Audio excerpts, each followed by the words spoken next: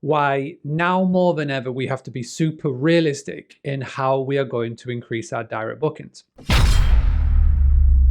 From the point of making a booking to arriving at your front door is getting shorter and shorter and shorter, and it's only going to get shorter.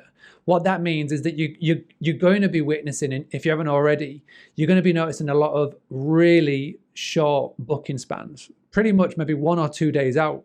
If you have got a guest who has never been to your area before, and through whatever the motives may be, whether they are going to go on a staycation, maybe they're just going to pop 45 minutes up the road, maybe they're just like, I really want a break and they just want to just go somewhere. What you'll find is that they may start their booking process 72 hours out, or 4 days out, or 5 days out, which is really, really rare.